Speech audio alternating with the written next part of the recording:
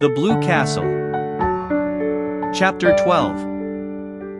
Valancy hurried home through the faint blue twilight, hurried too fast perhaps. The attack she had when she thankfully reached the shelter of her own room was the worst yet. It was really very bad. She might die in one of those spells.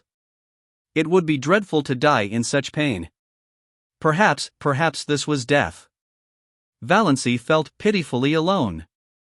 When she could think it all, she wondered what it would be like to have someone with her who could sympathize, someone who really cared, just to hold her hand tight, if nothing else, someone just to say, "Yes, I know. It's dreadful, be brave, you'll soon be better," not someone merely fussy and alarmed. Not her mother or cousin Stickles. Why did the thought of Barney Snaith come into her mind?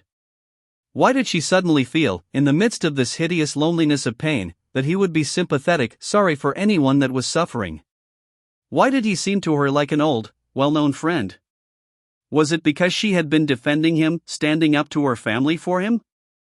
She was so bad at first that she could not even get herself a dose of Dr. Trent's prescription.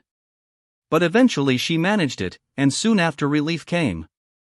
The pain left her and she lay on her bed, spent, exhausted, in a cold perspiration.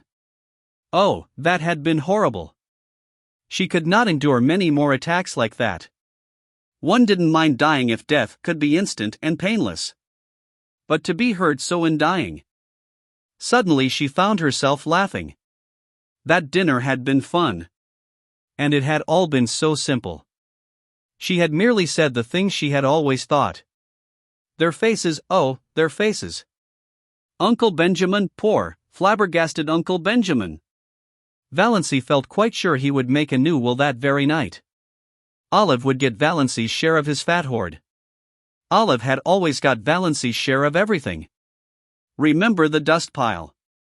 To laugh at her clan as she had always wanted to laugh was all the satisfaction she could get out of life now. But she thought it was rather pitiful that it should be so. Might she not pity herself a little when nobody else did? Valancy got up and went to her window.